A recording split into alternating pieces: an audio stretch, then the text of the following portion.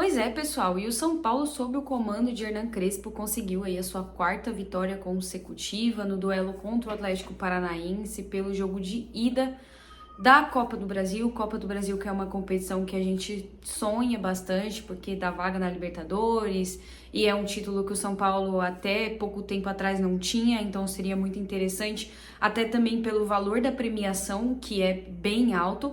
E o São Paulo enfrentou o Atlético em casa como mandante inicial e venceu por 2-1. A gente tem algumas coisas para falar sobre esse jogo, algumas coisas para pontuar. Hernan Crespo mandou um time misto para o jogo de hoje, então ele decidiu preservar alguns jogadores, o que eu acredito que seja natural devido ao calendário brasileiro, que é muito extenso. A gente tem Libertadores, a gente tem Brasileirão, a gente tem Copa do Brasil, então realmente essa parte de mesclar e de poupar alguns jogadores eu acho interessante, principalmente pelo fato de que o São Paulo sofre muito com desgaste físico de jogadores, sofre muito com lesão. A gente tá vendo o nosso DM recheado de jogadores importantes, então o Lucas tá no DM já há meses esperando para voltar. Luiz Gustavo tá no DM porque teve uma questão pulmonar. O Oscar tá no DM, agora o Wendel também se lesionou, então o São Paulo é o time, assim, muito que tem essas questõezinhas físicas de desgaste de jogador e de lesão. Então eu entendo esse ponto dele ter preservado e não critico ele ter preservado, até porque, assim, se você joga no São Paulo, o mínimo que você tem que fazer é quando você tem a oportunidade de você tentar fazer alguma coisa de diferente. E aí o São Paulo fez um início de primeiro tempo assim bem abaixo. Claro que o Atlético não assustava muito, porque a gente precisa entender a atual situação do nosso rival, do time que a gente está enfrentando na competição. O Atlético Paranaense é um time que está tendo sérios problemas durante a temporada, está tendo sérios problemas na Série B. É um time que não vem jogando bem, que está sendo bastante pressionado pela torcida, então a torcida tá pegando muito no pé, porque realmente não vem fazendo uma boa campanha, não vem jogando bem, é um time que sofre gols demais. Então, teoricamente, se a gente for falar de momentos vividos na temporada, o São Paulo está melhor, tem um elenco melhor do que o Atlético Paranaense, então é interessante a gente saber entender o nosso adversário, entender o momento que vive o nosso adversário. E aí o São Paulo começou um pouquinho abaixo do que a gente estava acostumado, o que é natural. Porque quando você troca algumas peças que são principais, por exemplo, o Bobadilla saiu do time, que era um jogador que estava ditando ali no meio de campo junto com o Marco Antônio, então ele tirou o Luciano também, que era um jogador que vinha muito bem. Quando você mexe em peças que são cruciais, é natural que o time inicie a partida num leve desentrosamento. Só que o São Paulo realmente começou mais abaixo, o Atlético não assustava, não teve nenhuma chance de perigo, o São Paulo errando bastante, tendo o Ferreirinha mais como um desafogo de velocidade, talvez até no primeiro tempo eu senti um pouquinho de falta do Ferreirinha mesmo, assim, um pouquinho eu queria que ele tivesse mais presença na área, tava muito congestionado. O Atlético estava fazendo uma boa marcação, então tinha vários jogadores em cima de jogadores do São Paulo. Tava bem postado, tava marcando bem. Só não saía muito, mas estava marcando bem ali atrás da linha da bola. E o São Paulo tava tentando de toque em toque, e isso foi boa parte do primeiro tempo. Claro que nós tivemos alguns pontos de arbitragem que, mais uma vez, essa arbitragem foi bem ruim, assim, num nível do que a gente é acostumado já a ver, que a gente já se acostumou com partidas tenebrosas por parte da arbitragem. Ontem mesmo teve um lance decisivo no clássico de ontem, da Copa do Brasil também, um lance que favoreceu o Corinthians, que o VAR acabou impedindo um gol que, na minha visão, eu não posso nem ser clubista, na minha visão, o jogador do Palmeiras não estava impedido e o gol foi invalidado. Era o gol de empate, então é um gol que prejudica.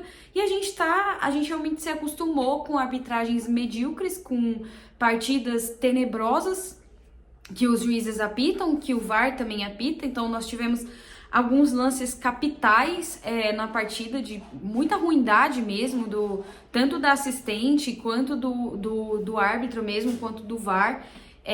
Então, decisões ruins, faltas que ele marcava, falta de critério, lances de possíveis penalidades que não foram nem sequer revisadas pelo VAR, o VAR nem chamou para revisar o lance, então muito ruim, um juiz que também qualquer coisinha era falta, parava muito o jogo, era um jogo muito truncado. Então a gente se dividiu nessas condições durante o primeiro tempo. Só que aí depois o São Paulo foi se soltando ao longo da partida e eu acho que o gol do Pablo Maia meio que veio num momento muito positivo, que foi uma boa jogada do São Paulo de triangulação, de troca de passe. Ali acaba sobrando pro Pablo Maia, que a gente sabe que ele é muito bom. Dois jogadores do elenco que batem muito bem de fora da área é o Pablo Maia e o Bobadilha.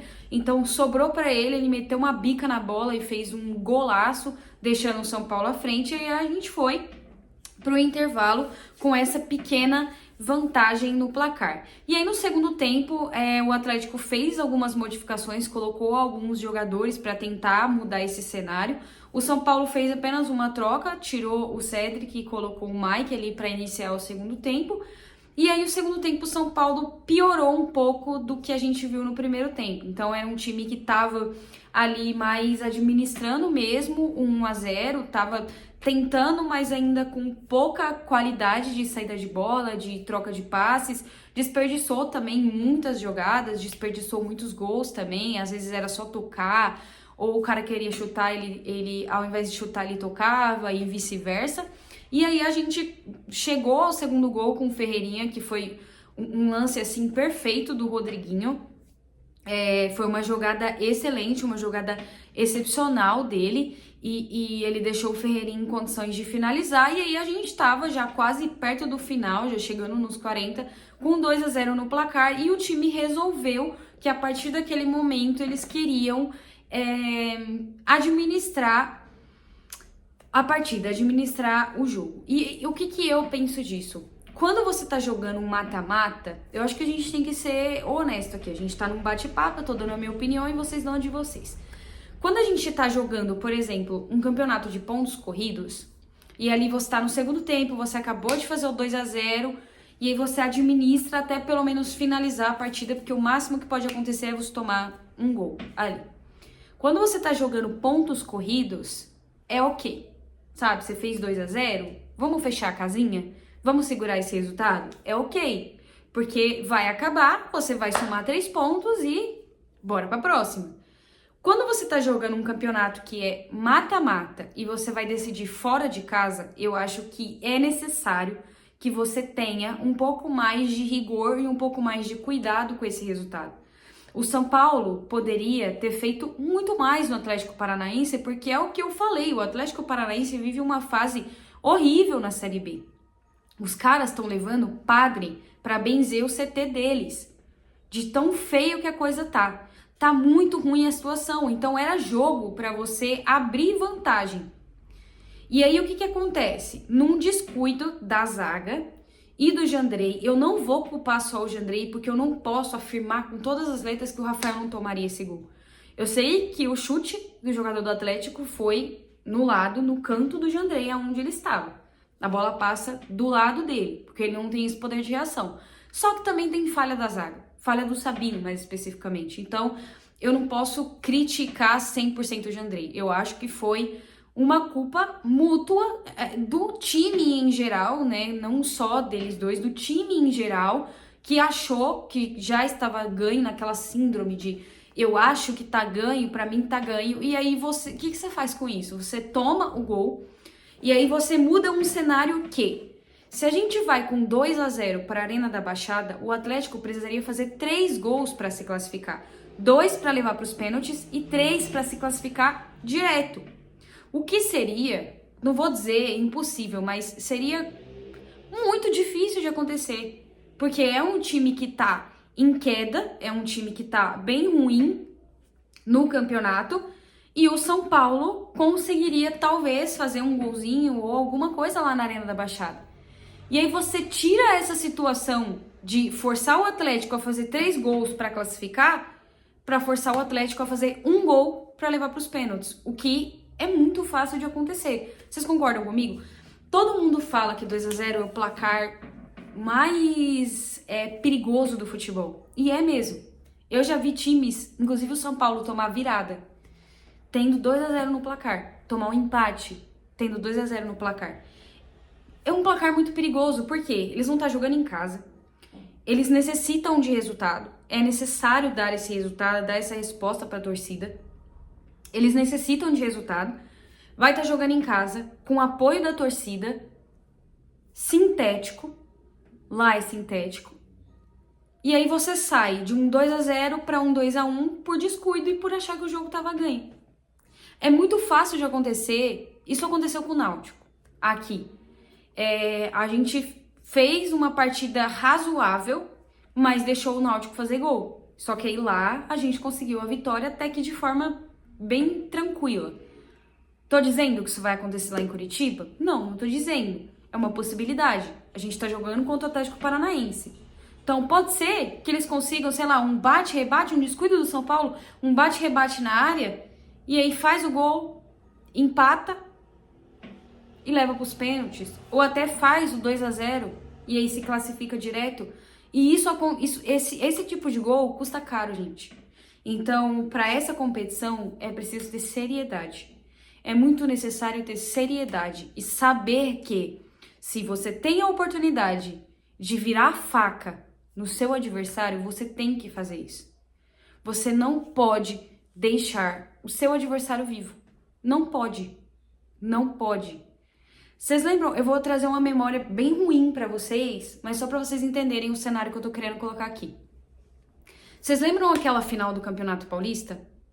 Que a gente fez 3-0 no Palmeiras? 3-0. Eu me lembro como se fosse ontem. Porque são partidas que acabam marcando a gente negativamente. E veja, eu não tô reclamando da vitória do São Paulo, tá? O São Paulo não fez uma boa, excelente partida como vinha fazendo, mas fez o necessário para sair com uma pequena vantagem que tem. Não vou reclamar da vitória, tá? Pelo amor de Deus, é uma vitória muito positiva. Quando você inicia jogando em casa, você precisa ter um placar favorável. Até porque se tivesse empatado, a gente estaria reclamando aqui se tivesse perdido muito mais. Então, algumas partidas elas marcam a gente negativamente. Essa partida contra o Palmeiras me marcou muito de forma negativa, porque a gente fez 3-0 no Morumbi, jogo de ida da final do Paulista. Fazia tempo que a gente não ganhava um título. A gente fez 3-0. E aí, o Palmeiras fez um gol com o Veiga.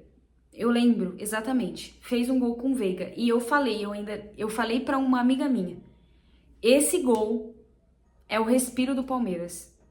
Esse gol é o respiro do Palmeiras. Quando chegou no Allianz Parque, até aquele meme icônico do cara quase lá na arquibancada pra bater o tiro de meta. Quando chegou no Allianz Parque, que começou o jogo, eu falei, ferrou. Começou a sair 1, começou a sair 2, começou a sair 3. Aí o Palmeiras simplesmente virou o jogo. Estando 3-1 no placar. O Palmeiras precisava fazer 2 gols para levar para os pênaltis, 3 para ser campeão paulista. O Palmeiras fez 4. Então, assim, futebol é uma coisa que ele é impressionante. Ele é, ao mesmo tempo que ele é fantástico, ele é aterrorizante.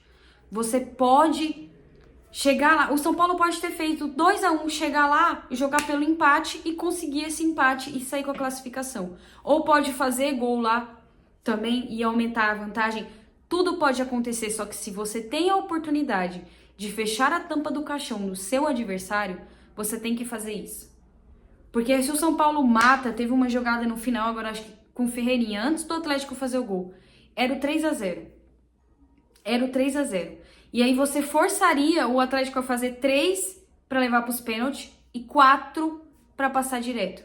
Em que circunstâncias um time que não tá se aguentando em pé na Série B conseguiria fazer isso? Aí você pega esse cenário e diminui isso para um golzinho. É preciso um gol para eles levarem para os pênaltis. É aquela velha mania que o São Paulo tem de complicar uma coisa que tá fácil. Essa é a definição. É complicar um jogo que tá fácil pelo simples prazer de complicar. Pelo simples prazer de eu vou segurar. tá acabando, os caras estão cansados, eu vou segurar. E aí a gente vai com uma vantagem mínima, mais uma vantagem para Curitiba e esperamos que lá a gente consiga jogar com os titulares e consiga fazer uma boa partida e que a classificação venha.